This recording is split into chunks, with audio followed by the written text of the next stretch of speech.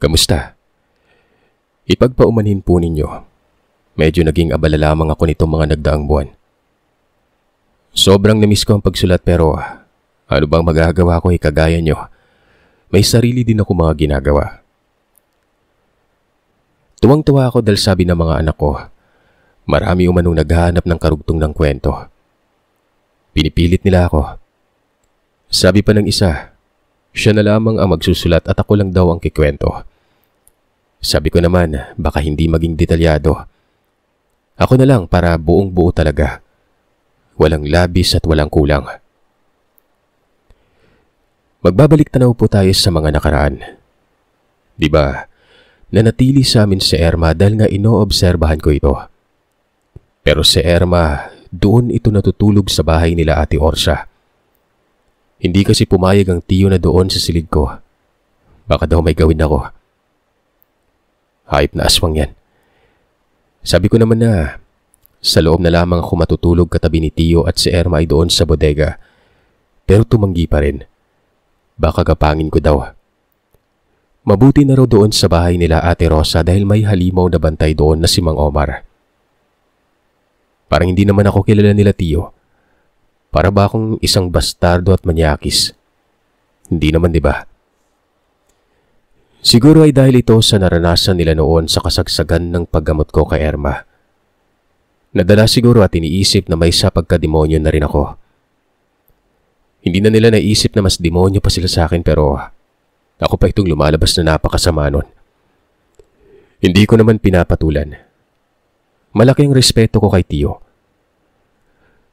Matapos ng 4 na araw na pananatili ni Irma, doon ko pa lamang nakumpirma na nasa maayos na kalagayan na ito. Pinili ko ng pauwiin ito. Kahit papano'y matahimik na rin ang kaluluwa ko. Nasisiyan ako dahil nga kasama ko si Irma. May gusto ako sa kanya. Pero kapag naririyan naman si Kuya Ed ay nagiging bangungot ang kasiyahang yon. Tinutokso at pinagsasabong kaming dalawa ni Irma. Pero nakabuntot naman doon ang mga katagang. Kuya Raul! Nakapatuli na ba tong si Roberto?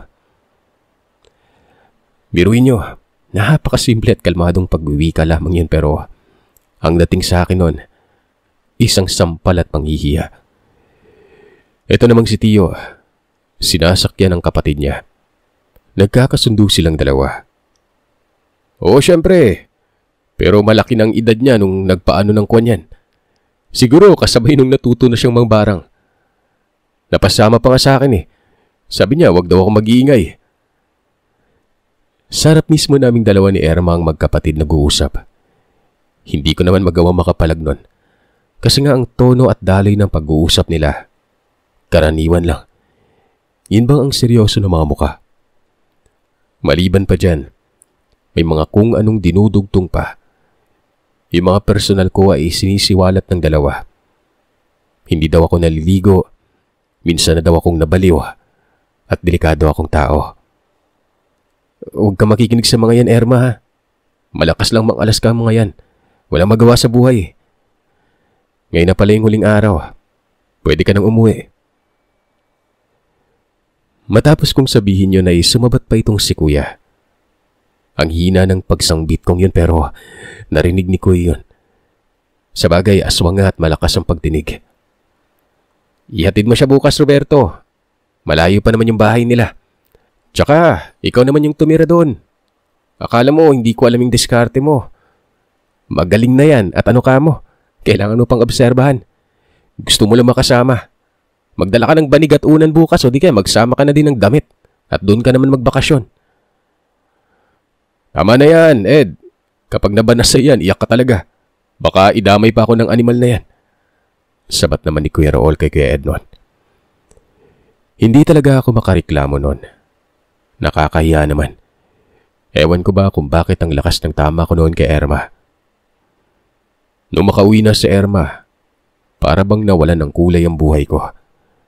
Namiss ko siya at hindi maiwasang mag-isip na bisitahin ito.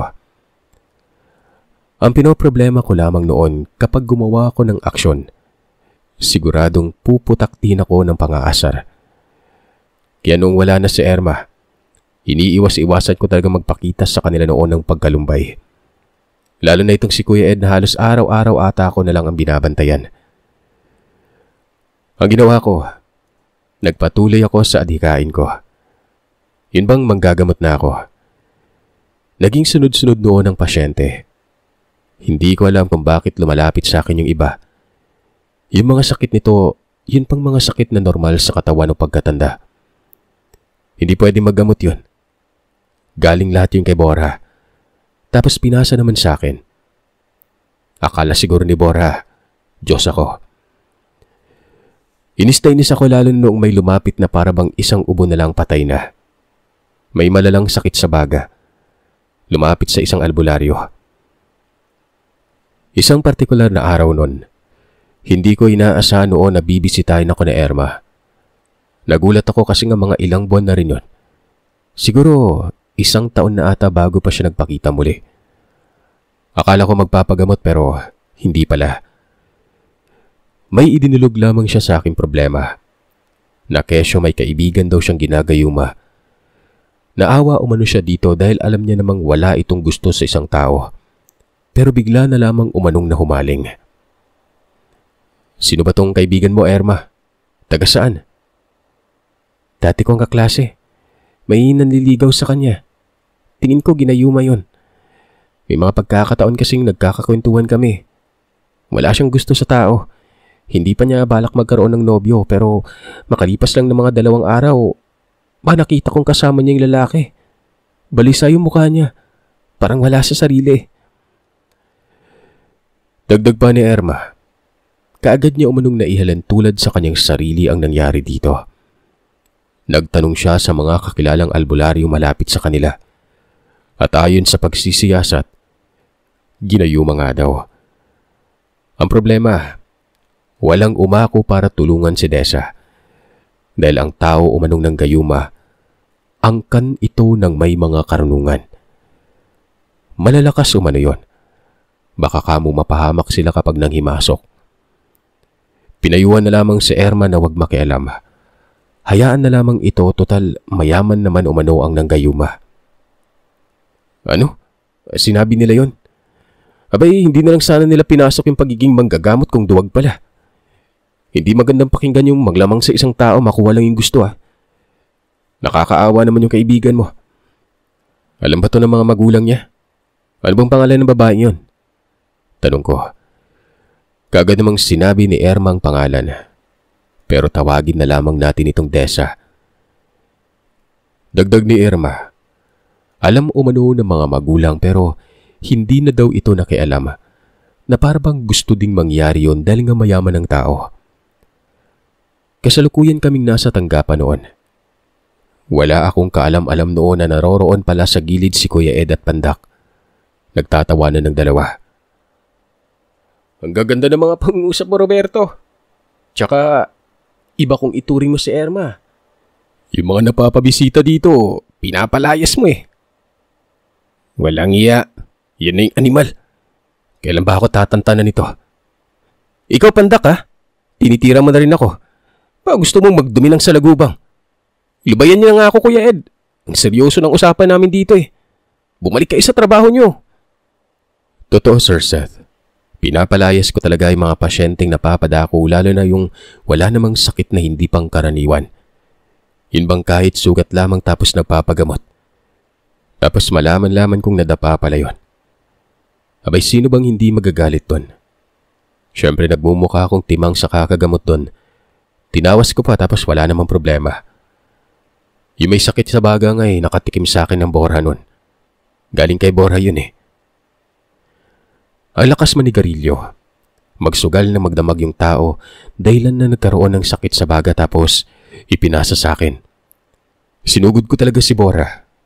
Sabi ko, hindi sentro ng barangay ang tanggapan at hindi ako doktor sa baga. At lalong-lalo na hindi napapagaling ang sakit na dulot ng pag-aabuso sa katawan. Alam niyo ba yung sinabi sa akin ni Bora? Mapapagaling ko daw kapag makikipagsundo ako sa alagad ng dilim. Pinatakti ko ng mura si Bora.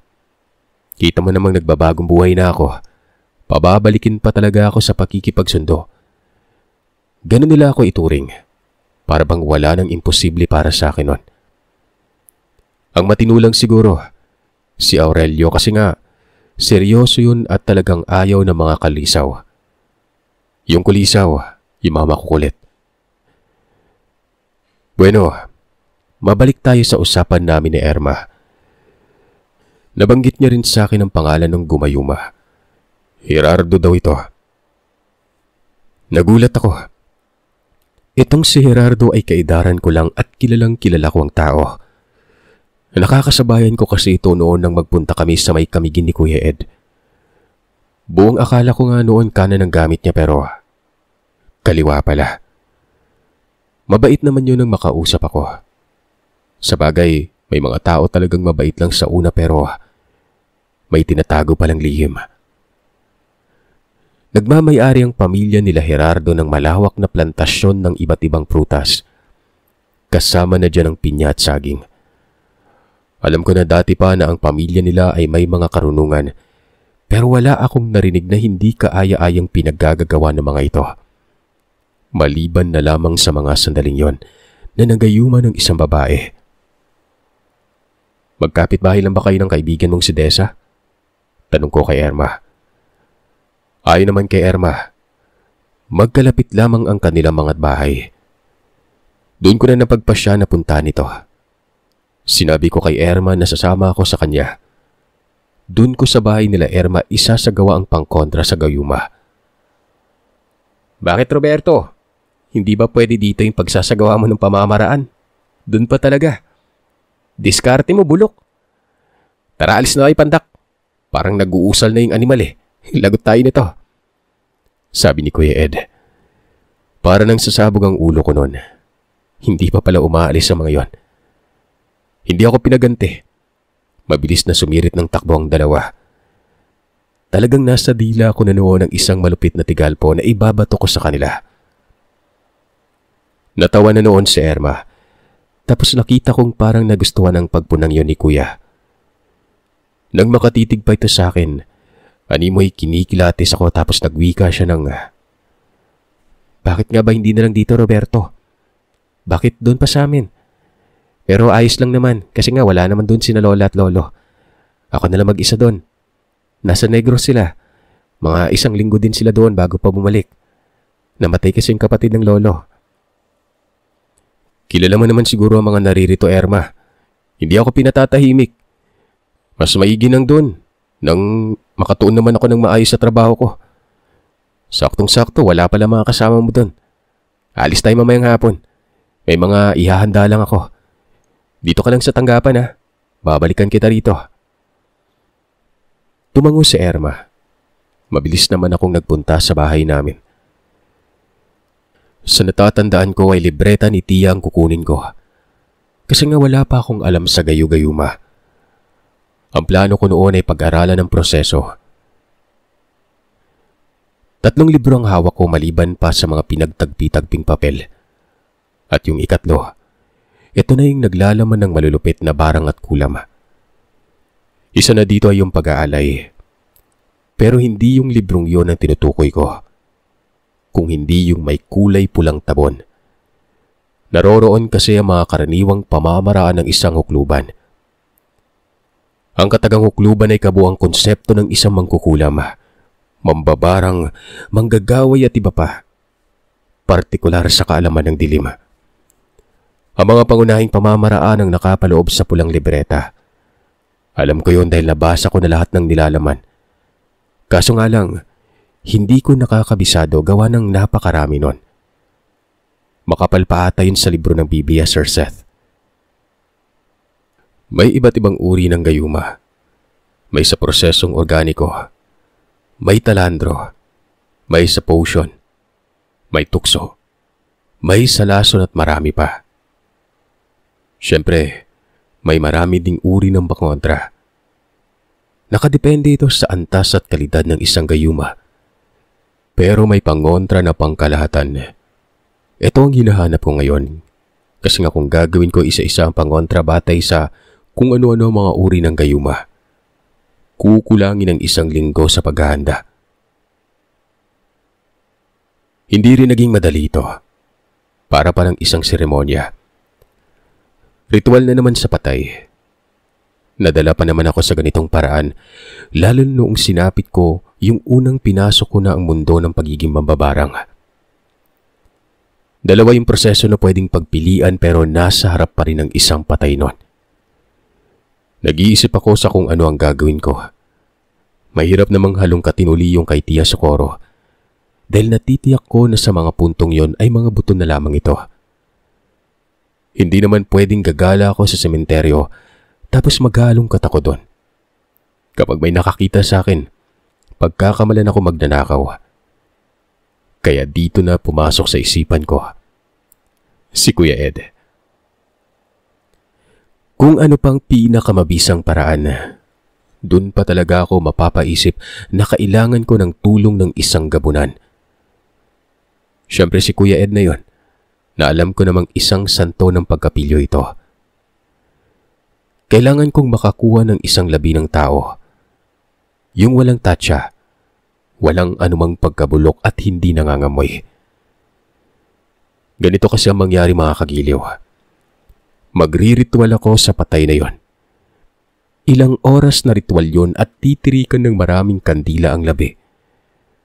Lalabas sa katawan nito yung tinatawag na parang hulas o moisture. Yung tubig-tubig o pawis ng patay. Ito naman ikukunin ko tapos ihahalo sa tubig at ipapainom sa kaibigan ni Erma. Siyempre, hindi basta-basta ang pawis ng patay dahil kailangan din ito ng mga pagriritual. Hindi kasi gagana yun kapag walang orasyon. Alam niyo ba, ang pawis ng patay ang pinakamabisang gayuma.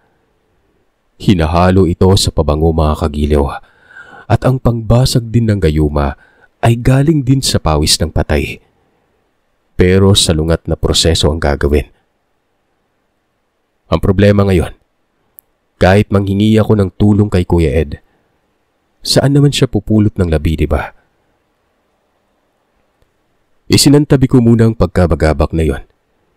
Nais kong makuha ang opinyon ni Kuya sa oras na makahingi na ako ng tulong. Baka kasi may alam siya sa kung saan kukuha. Ayun na nga ang nangyari. Kinausap ko si Kuya Ed. Inakala ko noon na pagtatawanan ako pero parang naging taliwas. Napakaseryoso na mukha niya. Pero kapansin-pansin na para bang nagpipigil lamang ito. Yun bang pasakalye? Malikot kasi ang mga mata. Ganun ba? Sige, ako rin bahala. Pero saan dadalhin yung labi? Sa bahay nila Erma. Wala bang ibang paraan, Roberto? Meron naman kuya pero kakain ng oras eh. Maliban pa dyan, huhulaan pa natin yung klase ng mga pangontra kung alin sa mga yun yung uubra. Ito lang yung paraan kuya na pangkalahatan. Kumbaga talon ka agad tayo sa pinakamabisa. Kailan mo ba kailangan ng labi? Mamaya na. Mabuti siguro dun lang malapit sa lugar nila kesa naman sa bahay. Kausapin mo ng maayos sa Erma. Pwede naman sigurong dyan lang sa tanggapan mo, di ba? Tama naman si Kuya Ed nun. Pero dahil sa garbo ko, pinanindigan ko ang mga sinabi ko na doon talaga sa bahay nila Erma. Total ay wala namang ibang kasama ang dalaga. Sinabi ko kay Kuya Ed ito. Dagdag ko pa, mas pabor yun dahil malapit lamang roon ang bahay ng ginagayuma. Ikaw ang bahala. Pero teka, alam mo Roberto, ganyan din ang taktika ko dati. Ang maganda dyan, nag-iisa na lang pala si Erma dun. Pabor na pabor din yun pamangkin. Parang nakikita ko na yung kinabukasan mo. Sabi ko na nga ba Kuya Ed bibirahin mo ako eh. Huwag mo akong kakantsawan dun sa kanila ha. Nasaan po ba si Tio? Ay naman kay Kuya. Nasa merkado manong Tio. Pinunta nito ang pastor gawa ng magpapabindisyon uli kami sa bahay nun. May ipinagawa kasi si Tiyong extension. Doon ito banda sa harapan ng bahay. Tingin ko ay gagawin niyang tindahan yon. Kapag naririnig ko mga katagang pastor, bindisyon at mga pananampalataya nila, ako na lamang ang kinikilabutan. Para bang nakakarindi pakinggan. Aswang yan ha. Saan kayo nakakita ng ganyan? Matapos noon ay inihanda ko na ang mga dadalhin ko sa oras na umalis kami. Mauuna daw kami noon. Si kuya kasi ay kukuha pa ito ng bangkay. Sinigurado ko sa kanya yung hindi niya pinatay. Baka kasi mapilitin itong pumatay ng tao. Pero ayon naman kay kuya, may kaibigan siyang taga-Porenarya. Manghihiram lamang siya doon ng labi. Aswang din yung kaibigan niya roon pero hindi ito gabunan. Nauna na kami ni Erma sa bahay nila. Sir Seth, dito ko palang nasilayan ang tirahan ng dalaga. Malaki kahit na isang palapag. May nagagandahang tanim sa paligid ng bahay. May mga pangontra pa nga doon sa aswang. Inakala ko noon na payak lang na tarahanan na makikita ko. Kasi nga naiisip ko yung kalagayan nila noon kung bakit nabaon sa utang. Tingin ko ay mahirap lang sila pero magandang estado yung nakikita ko. Parang may kaya. Sa bagay, hindi naman makikita ang yaman ng isang tao sa itsura nito at bahay. Kung hindi, kung gaano kalaki ang laman ng salapi sa bangko. Sabi ko kay Erma ay magdadala ng labi ng patay si Kuya Ed. Ito ang gagamitin. Medyo nagulat si Erma noon kasi nga hindi ko naman sinabi sa kanya ito nung naroroon pa kami sa bahay namin. Sinadya ko yon dahil baka kasi tumanggi. Mabuti nang doon kasi nga wala na itong mapagpipilian. Sinabi sa akin ni Erma kung saan daw ilalagay ang labi. Ang tugon ko naman yung tago. Sandali lamang naman ito at pagkatapos noon ay isa sa uli ng katawan. Ang sabi ni Erma, sa may kusina umano. May maliit na silid doon. Pwede ron. Basta wag lang umano sa loob ng bahay. Hindi naman ako nagreklamo pa nun. Ewan ko ba? Alam nyo, pwede naman kahit saan pero hindi ko alam kung bakit gusto ko ron. Siguro ay nahumaling lamang talaga ako ng gusto kay Erma. Maganda siya. Takip silim na ng mga puntong ito. Si Kuya Ed sa tingin ko ay malalim na gabi na yon makakadala ng labi. Gawa ng hindi naman pwede yung maraming tao pa. Dapat ay tahimik na ang lugar, lalo pat nasa bayan ng Ponerarya. Nagmungkahi ako kay Erma na puntahan namin ang bahay nila Desa. Sinamahan niya naman ako nun. Para bang feel ko na may gusto sa akin si Erma.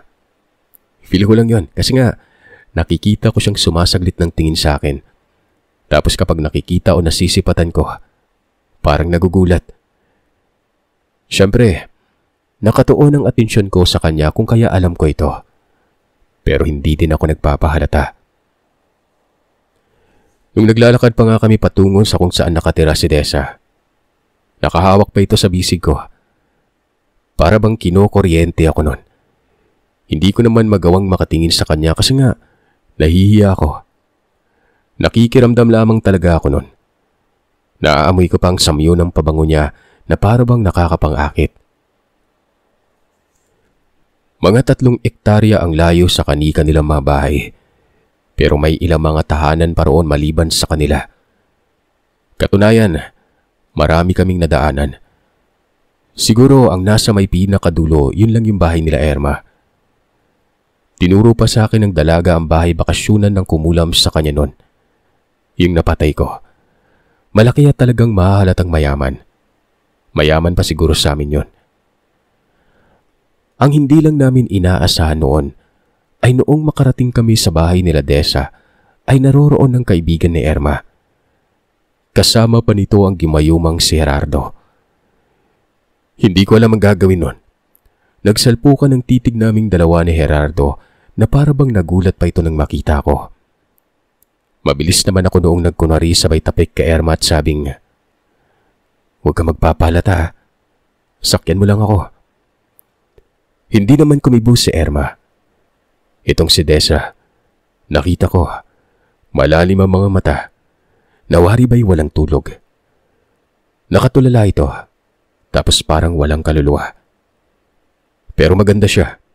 Matangkad, maputi. May alindog talagang katawan. Tingin ko, mas maganda pa ito kay Erma. Naroroon sila sa beranda ng bahay. Yung nakikita kong matanda doon, ito ata ang nanay ni Dessa. Kausap nito si Gerardo, habang ang atensyon naman ni Gerardo ay nakatuon sa akin noon. Binati ako ni Gerardo, tapos sinabing ano ba daw ang ginagawa ko at bakit nakarating ako sa lugar na yon. Siniko ko si Erma. Hindi ko kasi alam ang sasabihin. Hindi ko alam kung anong nakain itong si Erma at sinabing gumagala lamang daw kami noon.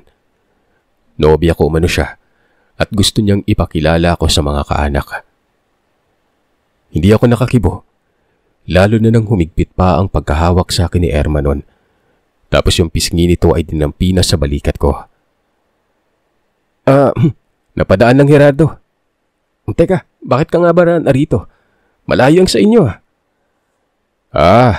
dinalaw ko lang yung mga magulang na magiging asawa ko. Aalis din kami maya-maya lang. Dumiretso kami, Sir Seth. Si Erma na rin ang nagdikta. Kinabig niya kasi ako kung kaya wala na akong nagawa nun kung hindi ang magpadala sa anod niya. Walang duda. Ginayuma nga. Nakakaawa si Dessa. Hindi naman sa nangungutya pero ang layo talaga nilang dalawa ni Gerardo. Para bang uling at gatas. Ganun ang pagkukumpara ko. Pangit naman ako pero mas pangit siguro si Gerardo nun. Ito namang nanay ng kaibigan ni Erma. Para mukhang pera. Sa tikas pa lamang ng kilay nito. Alam mo na kung ano ang hinahangad. Ayon kay Erma, bumibisita daw si Gerardo pero hindi ito kinakausap ni Dessa noon. Ang kumakausap dito ay ang nanay na pangalanan na lamang nating Joan. May pagkakataon pa nga na nasabi sa kanya ni Dessa noon na tinutulak daw siya ng nanay niya para patulan itong si Gerardo kasi nga mayaman. Hindi ko gusto yung ganun. Yung pipilitin mo ang sarili mo sa mga bagay na hindi mo naman ninanais sa gusto. Huminto kami sa isang tindahan noon. Nag-uusap kami ni Erma. Sabi ko sa kanya, pagkabalik namin ay sasaglit kami sa bahay. Titingnan ko magiging reaksyon ni Gerardo. Baka kasi napilitan lamang din itong gayumahin si Dessa dahil inutusan ng nanay. Gusto kong malaman ang katotohanan. Tumango naman si Erma. Ayon sa kanya ay siya na umano ang bahala. Bumili pa ng maraming pagkain itong si Erma, kagaya na lamang ng sandwich at palaman. Tapos may mga chichirya pa.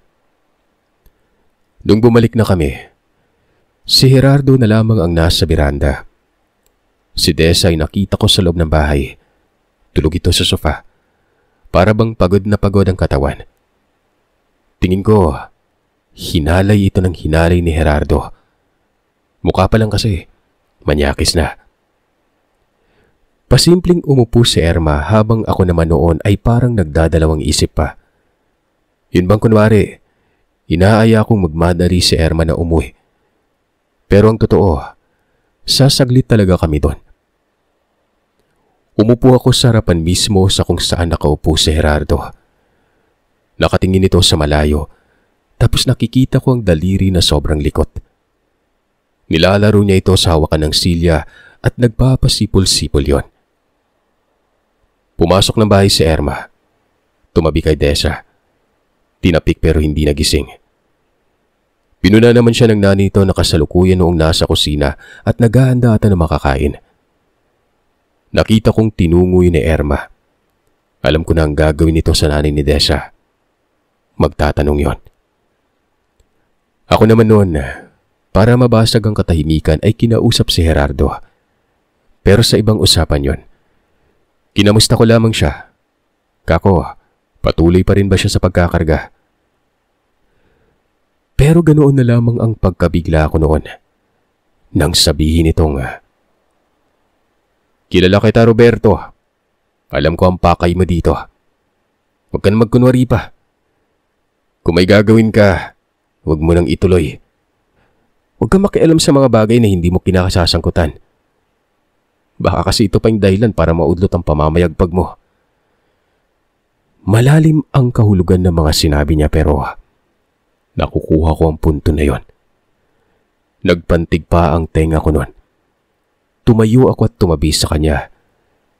Tinitigan ko siya ng mata sa mata. Huwag mo akong pinagsasalitaan ng ganyan Gerardo. Lalong wag na wag mong ipaparamdam sa akin na parang hinahamon mo ako. Ito lang yung sasabihin ko. Sa lahat ng ayaw ko, yung nanglalamang ng tao. Awa ka sa babaeng ayaw naman sa'yo. Alam mo Roberto, nakakatawa ka. Tingin mo malakas ka na? Yan ba yung paniniwala mo kaya ang lakas ng loob mo? Sa lahat ng ayaw ko, yung taong pakialamero. Pinuputol ko na yung pagkakaibigan natin. Sa oras na may gawin ka, makakatikim ka sa akin. Wika ni Gerardo sabay tayo at pasok sa loob ng bahay. Sa pilitang ginising nito si Dessa, hinila pa ang kamay nito na wari ba'y mapipilayan. Gusto kong pumalag noon pero pinili kong maghunos dili. Naglumabas sila ng bahay. Nakatitig pa sa akin si Gerardo tapos nakangisi ito. Nakakatuwa ka Roberto. Hindi na lang ako nagsalita nun. Hanggang sa isinakay si Dessa sa isang sedan. Pagmamay-ari para ni Gerardo ang nakaparadang sasakyan doon. Gabi na ng mga sandaling yon. Tingin ko, mga pasado 6:00 na yon. Hindi ako sigurado kasi nga matagal na yun Pagkalikas nila ay lumabas naman si Erma. Nakasimangot ito. Ang sabi nito, hindi daw inutusan ng nanay ni Dessa si Gerardo para gayumahin ang anak. Wala naman daw itong problema sa kung anong gusto ni Dessa. Hindi niya pinilit ito sa lalaki. Hanggang sa ayun na nga. Bigla na lamang itong bumuntot kay Gerardo nang wala silang alam kung anong dahilan. Yung tatay nga ni Dessa sa mga puntong yon, nasa bahay ng isang albularyo. Tutulong umano ang albularyo para mawala ang gayumang yon. Hindi naman sila makademanda gawa ng hindi sinasakyan ng batas ang ganitong bagay. Isa pa, kapag tinatanong nila si Dessa, ang sabi nito ay mahal na mahal niya daw si Gerardo. Kaya umano walang saysay kapag lumapit sila sa kinauukulan. Napamura ako nun. Naiipit si Dessa at alam kong wala ito sa sarili. Ito namang nanay niyang si Juan. Bagamat nakapagbigay ng paglilinaw pero wala akong tiwala. Mukhang pera kasi talagang itsura nun. May lipstick pa nga yun na akala mo, senyora. Basta wala akong tiwala at naroroon talaga ang pagdududa ko noong mga panahon na yon. Sa kabila ng lahat, medyo naangasan ako noon kay Gerardo. Parang natinag ako sa kanya bahagya. Talagang napakakampante niya magsalita, tapos hindi pumipiyok. Aminado ako noong medyo kinabahan ako pero inisip kong baka taktika ito ni Gerardo. Ang pagtakot sa kalaban para bumaba ang karga nito sa katawan. Kumbaga labanan ng mga isip. Ang pamamarang ito ay napaka-epektibo gawa ng kapag nagpadala ka sa isang banta at makakaramdam ng takot, bababa o hihina ang poder mo sa katawan. Kasi ang pagkatakot ay pagkawalang tiwala sa sarili, nang ibig sabihin ay wala ding tiwala sa taglay na abilidad. Umuwi kami sa bahay nila Erma. Habang papalayo pa kami noon ay narinig ko pa ang pagtawag ng nanay ni Dessa. Humihingi ng tulong. Nagkatitigan kami noon ni Erma. Ayon sa kanya ay wala din umano siyang tiwala sa nanay nito. Pareha kami nang iniisip. Sabi ko naman sa kanya ay wag na lang pansinin ng mga magulang nito. Ang pagtuunan namin ng atensyon ay ang anak na si Dessa. Di ba parang may mali? Sabi ni Erma kanina, walang umakong albularyo sa kanila gawa ng natatakot kay Gerardo. Pero ngayon, naririnig kong may tutulong daw na albularyo. Ano to, di ba? Doon pa lang halatang nagkukunwari na. Maging yung tatay nga ni Dessa ay wala din akong tiwala doon. Nang makarating kami sa bahay, bumungad sa akin ang nakasimangot na mukha ni Tio Raul. Nakapamewang pa ito. Tapos si Kuya Ed, nasa gilid. Kitang-kita ko ang pagsayaw ng daliri nito na sumisenya sa akin na lagot ako. Anak ka ng kambing kang bata ka. Bakit dito? Bakit hindi na lang dun sa tanggapan mo? Pinagawa ko ngayon para sa kapritsyon mong animal ka eh. Hindi ka ba nangingilabot sa desisyon mo? Pinakuha mo ng bangkay itong sa Ed tapos dinala pa dito. Wala kang pag-iingat, Roberto. Anong laman ng isip mo? Puro na lang kalokohan. Nakatunga nga ako noon. Tama naman kasi ang tiyo. Kapag sumagot ako ay tiyak mas lalong magagalit ito. Kaya nung lumapit ako sa kanya ay umuko na lamang ako at humingi ng tawad.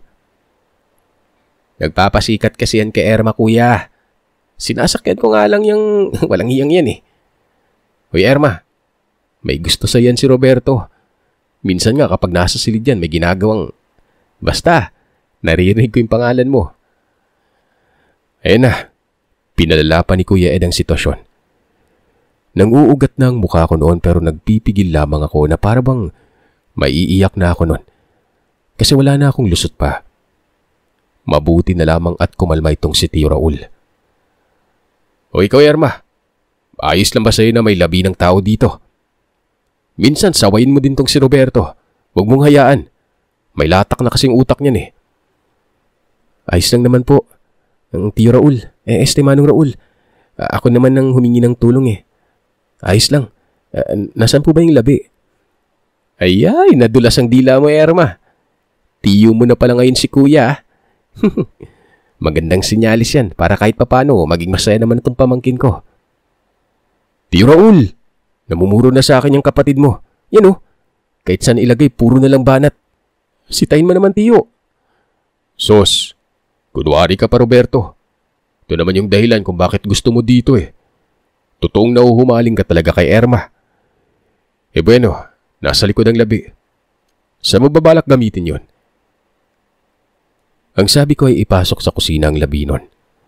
May daanan naman sa may bandang likod. Hanggang sa si Erma na ang nagdikta at ang sabi nito ay siya na umano ang bahala. Pero nang makita nito ang labi, napasigaw. Wala lamang sa akin yun gawa ng naroroon ako sa sala. Natural na matatakot talaga si Erma pero nang makita ko nga ang bangkay, napamura talaga ako. Kalaking tao, ubod ng taba, lumulobo ang tiyan. Dambuhala yun. Sinabi ko kay Kuya Ed na wala bang iba ron. Ayon naman sa kanya, mga matatanda umano ang iba. Yun lamang umano ang matinutingnan sa pananaw niya. Napakalaking lalaki yon. At sa tingin ko, ang ikinamatay ay atake. Sa katawan pa lang halata ng sangkatutak ang kolesterol. Binalot lamang yun ng puti at malaking kumot. Napapailing ako gawa ng naiisip ko ang itsura ni Kuya Ed kung paano ito buhatin at dalhin doon. Tiyak na sagabal sa daanan nito dahil sa lapad niya.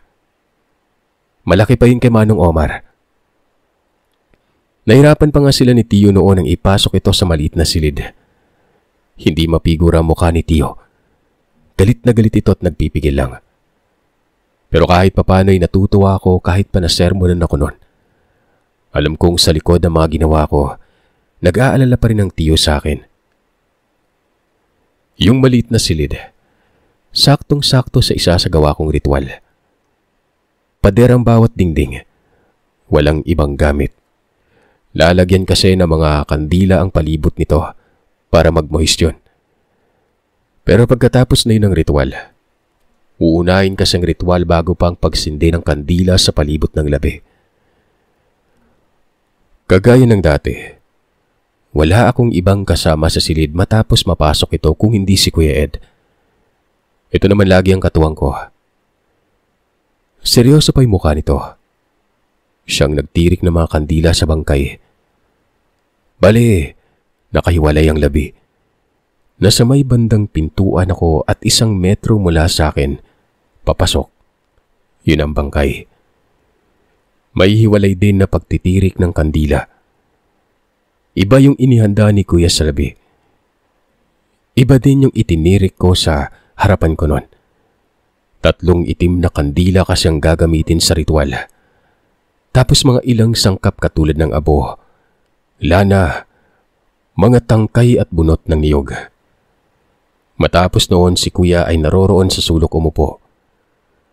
Wika ko sa sarili ko. Pagkakataon ko na yung makaganti. Yari talaga si kuya dahil walang muwang ito na ang gagawin ko ay kontra nila. Isinara ko ang pinto. Siyempre para hindi kaagad makalabas. Nang simulan ko na ang pagsangbit ng mga kataga sabay sindi sa bunot, bigla na lamang itong nagtatatalon sabay kahog ng takbo at dinamba ang pintuan. Nagmumura ito. Galit na galit ang mukha habang nakatitig sa akin. Nagulat pa nga si Erma noon. Matatawa na ako noon pero pinigilan ko lang. Siyempre, taliwas na pamamaraan yun sa gayuma kaya makakapinsala talaga ito. Tapos may usok pa na may halong lana mula kay Aurelio. Pitlag talaga si kuya noon. Kumbaga pampabasag. Maging si Tio nga noon ay lumabas ng bahay. Huy Roberto, ilang beses ko na bang sinabi na magbigay babala ka sa amin sa mga ginagawa mo kung may epekto? Kitang... Naudlot si kuya ng pisilin ni Tio Raul ang bewang nito sabay duro sa muka. Hey, sarap mong... Hey, Sus Ed, kitang walang alam yung babae. Ano mangyayari kapag nalaman niya ng aswang tayo? Ano ba kasing ginagawa mo doon? Parang hindi mo naman kilala si Roberto eh. Tumahimik ka lang dyan. Hindi na lamang ako sumausaw doon. Baka mapaghalataan ni kuya na gumanti ako. Nagpatuloy ako sa pag-usal. Siguro, mga 2 oras yon. Hanggang sa naramdaman ko ang pagbigat ng presensya sa paligid. Isa itong indikasyon na gumagana na ang isinasagawa kong ritual. Isa ding indikasyon na pwede ko nang sindihan ang mga kandila na nakapalibot doon sa labi. Parang napaka-imposible kong tutuusin. Mantakin nyo, ilang saglit lang matapos kong masindihan ang mga kandilang yon. Nagpawis na ang bangkay. Nagtutubig yon. Nag-utos naman ako kay Erma noon na kumuha ng sandok. Gagamitin ito sa pagkahig sa pawis at ilalagay sa maliit na botelya. Kapiraso lamang ang nakuha ko pero sapat na yon para maggamit sa pangbasag ng gayuma. Kaagad kong pinutol ang isinasagawa ko noon. Kuya Ed, pwede mo nang ibalik ta sa punerarya. Siguraduhin mo lang na wala nang kung ano dyan sa pangontra sa ano ah. Ano na Ed? Ano? Ang dami mong pinagsasabi. Iatid mo na yan na matahimik na tong si Roberto. Ano bang gagawin mo sa susunod, Roberto? Tanong ng Tio.